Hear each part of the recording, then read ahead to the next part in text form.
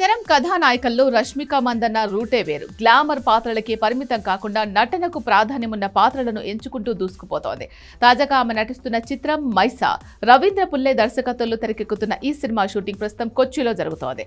అయితే ఈ cinema shooting అనుభవాలను పంచుకుంటూ రష్మిక సోషల్ మీడియాలో చేసిన పోస్ట్ ఇప్పుడు నెట్టింట వైరల్ అవుతోంది.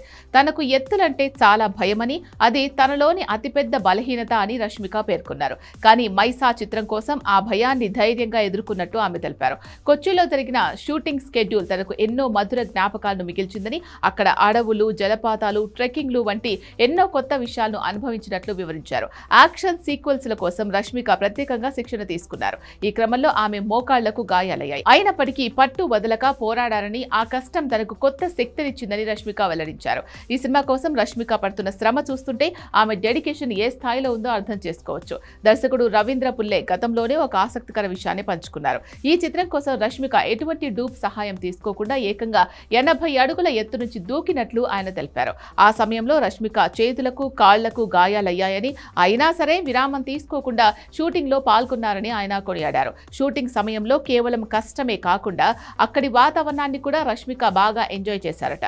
కొచ్చిలోని అడవులు, కీటకాలు, వర్షాలు వంటి ప్రతిదీ ఒక కొత్త అనుభవంలా అనిపించింది అని ఆమె అన్నారు. షూటింగ్ ఎంత బిజీగా ఉన్నా తనకిష్టమైన పళం పూరీలను కడుపు నిండా తింటూ ప్రతి క్షణాన్ని ఆస్వాదించినట్లు తెలిపారు. ఒకవైపు తన వ్యక్తిగత విషయాలతో వార్తల్లో నిలుస్తూనే మరోవైపు సినిమాల కోసం రష్మిక చూపిస్తున్న ఈ తెగువ పట్ల అభిమానులు హర్షం వ్యక్తం చేస్తున్నారు. మొత్తానికి మైసా చిత్రంలో రష్మిక చేయబోయే ఈ సాహసోపేతమైన యాక్షన్ సీన్లు వెండితెరపై ఎలా ఉండబోతున్నాయో అని ప్రేక్షకులు ఆసక్తిగా ఎదురు చూస్తున్నారు.